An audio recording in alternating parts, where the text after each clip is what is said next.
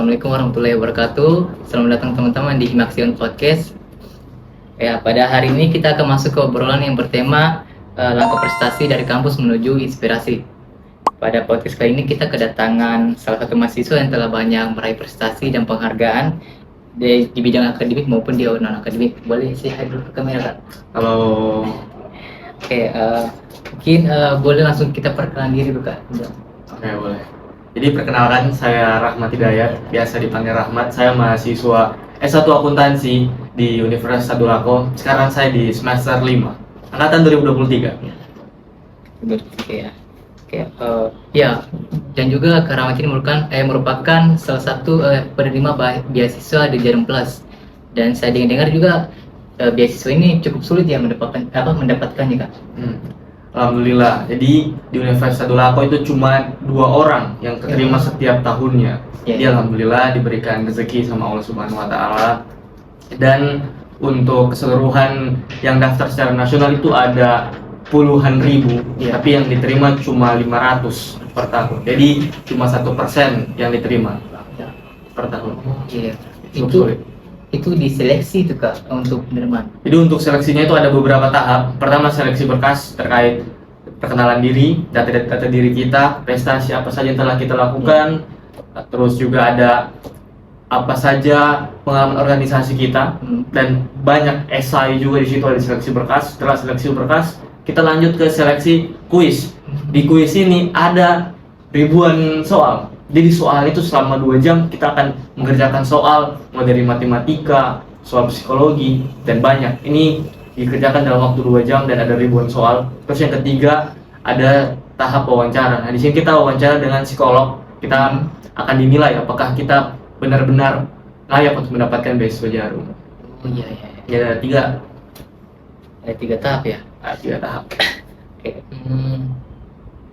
Kalau dalam perjalanannya Kakak dalam beasiswa ini, apakah ada tantangan di dalam meraih beasiswa ini?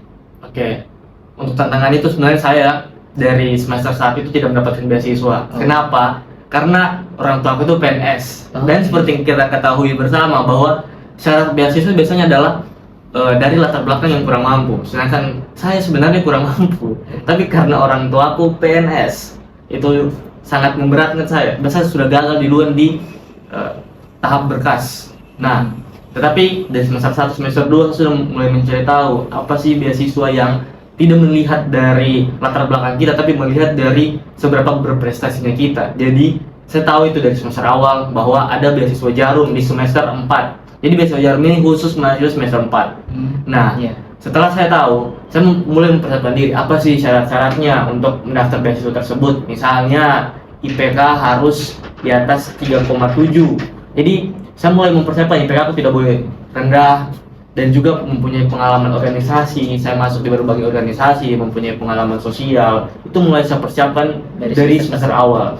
Dan juga saya aktif mengikuti kompetisi. Itu adalah langkah-langkah saya dalam mempersiapkan beasiswa. Jadi jika dibilang ini keberuntungan, tidak juga.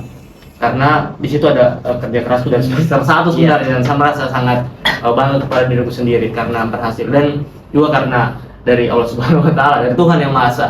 Iya. Oke. Mungkin saya sedikit penasaran nih. Saya boleh panggil Kak Rahmat? Boleh ya, santai saja. Oke. Saya sebenarnya penasaran apa motivasi Kakak buat mendapat prestasi tersebut. Oke, pertama motivasi saya adalah untuk bertahan hidup. Bertahan hidup. Kenapa bertahan hidup? Karena saya pribadi merasa bahwa uang bulananku itu kurang. Itu hanya cukup untuk dibelikan uang biaya transportasi dan biaya makan. Dan jika saya ingin makan 3 kali sehari, saya perlu mendapatkan penghasilan tambahan. Dan orang tua saya itu melarang saya untuk bekerja seperti bekerja di kafe. Jadi saya putar otak bagaimana cara dapat uang selain dari bekerja. Jadi pikirlah ikut lomba. Jadi dari uang menang lomba itu saya pakai untuk biaya hidupku, untuk membeli hal-hal yang tidak bisa beli, kayak misalnya beli buku, beli pelatihan. Seperti itu motivasi pertama. Terus motivasi kedua, saya itu di SMA itu tidak melakukan apa-apa. Bisa dibilang saya di SMA itu siswa yang kupu-kupu, kuliah pulang. Saya tidak ikut organisasi, saya tidak ikut lomba-lomba. Jadi saat prom night, dipanggilkan sudah itu mas siswa-siswa berprestasi. Saya melihat, ih, mereka yang di SMA keren-keren, dia sangat termotivasi kepada orang-orang ini. Kayak saya nanti di kuliah saya mau balas, saya mau aktif di berbagai kegiatan dan mencapai prestasi tersebut. Jadi itu adalah balas dendamku di SMA yang saya tidak melakukan apa-apa. Terus yang ketiga, saya merasa jika hanya kuliah saja itu tidak cukup untuk bersaing dengan orang-orang di luar sana. Saya merasa bahwa kita yang ada di Universitas Sadulako itu akan bersaing dengan orang-orang yang telah mempunyai privilege, orang-orang yang kuliah di universitas top 10, kayak misalnya Universitas Indonesia. Jika kita melamar pekerjaan dengan saingan seperti mereka, tentu saja kita akan kalah jika portofolio kita kurang, jika hanya mengandalkan IPK saja. Oleh karena itu harus ada juga tambahan seperti pengalaman organisasi dan ya, pengalaman apa yang telah kita lakukan selama kuliah seperti lomba dan lain sebagainya. Mungkin langkah awal saya itu adalah masuk Himpunan Mahasiswa Akuntansi Himaksi di tahun 2023 ya, 2023 September. Itu organisasi pertama aku setelah sekian lama tidak berorganisasi adalah Himaksi, dan di situ adalah langkah awal saya memulai semua hal ini. Yakin begitu, Aldino? Ini Kak, soal kampus. Ya. Bagaimana peran kampus terhadap mahasiswa yang berprestasi? Apakah ada benefitnya yang diberikan pada mahasiswa tersebut? Oke. Jadi untuk di kampus sendiri ada peraturan terbaru terkait mahasiswa berprestasi. Itu jika kita juara dan mendapatkan juara 1, 2, dan 3 di nasional, kita itu bisa direkognisi. Tergantung dari apa lombanya. Terkadang lomba-lomba yang tersertifikasi Belmawa Dikti itu bisa rekognisi skripsi. Iya. Itu pertama. Terus untuk lomba-lomba yang tidak terlalu bagaimana, maksudnya adalah lomba-lomba yang tidak terakreditasi Belmawa Dikti, seperti lomba-lomba yang diselenggarakan oleh event-event oleh himpunan mahasiswa, biasanya itu bisa direkognisi mata kuliah. Nah, untuk saat ini ada beberapa lomba yang telah saya ikuti dan mendapatkan juara, tapi sangat disayangkan itu belum terrekognisi. Iya. Entah kenapa juga. Kalau untuk peran kampus sendiri itu cukup banyak. Ada beberapa pelatihan yang diberikan. Misalnya pelatihan debat, itu kampus membayarkan coach debat profesional untuk kita. Terus untuk peran, itu saya ceritakan peran Himaksi, kan kita ada di podcast Himaksi sekarang. Ya, jadi dulu saya ikut lomba debat akuntansi dan saya tidak mempunyai uang untuk membayar biaya pendaftarannya. Dan Himaksi itu membayarkan saya uang pendaftaran, dan alhamdulillah dari situ saya bisa mendapatkan juara 2 lomba debat akuntansi. Biasa. Terima kasih, Terima Mas. kasih buat Himaksi. Oke, Ya. kalau boleh tahu juga apa benefitnya kakak dapat dari kampus semua? Bisa di-spill mungkin? Oke, untuk benefitnya pertama, jika ada info-info beasiswa, kemarin saya tuh mendapatkan beasiswa Muhyiddin. Beasiswa Muhyiddin ini beasiswa yang khusus mahasiswa berprestasi.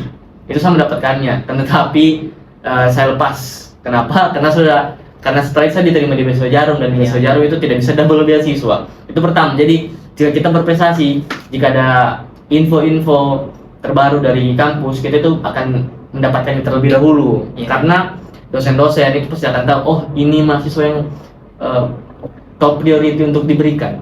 Itu pertama. Terus yang kedua, kita bisa mendapatkan dana-dana apresiasi dari kampus, entah itu beberapa juta atau beberapa ratus ribu. Itu yang kedua, bisa mendapatkan tambahan uang saku. Terus yang ketiga, kita bisa lebih dikenal di kalangan dosen, jadi lebih banyak kesempatan-kesempatan yang datang, seperti dipercayakan untuk sesuatu hal. Misalnya kita akan diminta untuk mengisi suatu kegiatan seperti itu. Jadi ada banyak peluang-peluang yang bisa didapatkan jika kita jadi mahasiswa berprestasi. Tapi menurut Aldino, mahasiswa berprestasi itu seperti apa? Mahasiswa yang gimana ya? Yang banyak memperoleh penghargaan, baru yang ambisi. Itu orang yang berprestasi pasti seseorang yang ambisi gitu.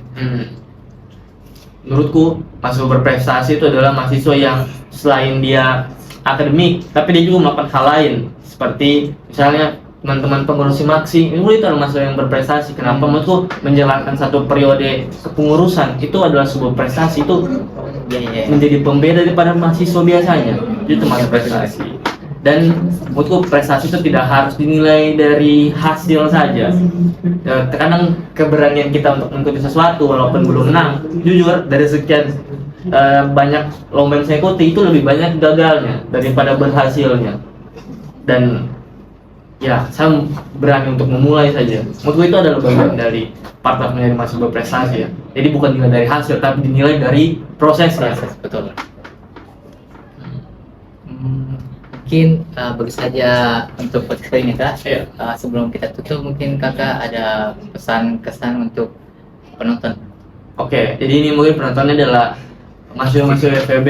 Jadi pesan-kesan saya bagi teman-teman mahasiswa baru yang menonton podcast ini, mahasiswa angkatan 24 atau 25 atau 26 atau 26 mungkin nantinya, di harapanku adalah teman-teman pertama harus, kalau misalnya jurusan akuntansi, wajib mengikuti pengkaderan penerimaan anggota baru, PAB.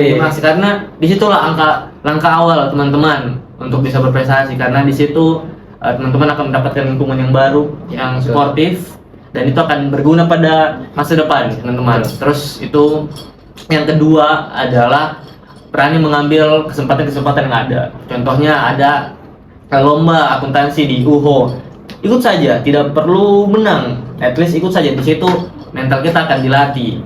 Terus yang ketiga, jangan takut untuk memulai sesuatu, seperti misalnya mengambil jabatan-jabatan di kepanitiaan. Kita mulai dari kepanitiaan, misalnya menjadi ketua panitia, misalnya ada tawaran ada menjadi ketua panitia, ambil, karena kita mahasiswa adalah tempat kita untuk belajar, karena setelah kita lulus kita akan dihadapkan dengan realita, dan di sini kita tempat belajar dan salah. It's okay misalnya kalau kita salah di semester 1, tapi kita bisa mempakainya di semester 2, di semester 3. Tidak kenapa sebenarnya menjadi mahasiswa yang fokus dengan akademik, tapi kalau misalnya bisa dan selagi ada kesempatan ya, kenapa tidak untuk berprogres juga di organisasi. Dan jika sudah berprogres di organisasi dan lomba, jangan juga lupakan dengan akademik, karena terkadang orang yang sudah mendapatkan kedua hal ini itu biasanya melupakan tujuan awal dari kuliah apa. Jadi kita harus bisa menyeimbangkan antara akademik dan non akademik kita. Itu mungkin itu dulu, dan saranku adalah kurang-kurangi menonton TikTok dan Reels. Coba gunakan waktu-waktu kalian untuk hal-hal yang lebih positif. Oke. Dan satu kata terakhir, mari bergerak, ayo berdampak. Oke. Sekian podcast hari ini. Terima kasih karena Mas sudah menyempatkan waktu untuk datang. Terima kasih. Oke, saya tutup. Wassalamualaikum warahmatullahi wabarakatuh. Bye bye. High fighter. Terima kasih. High fighter.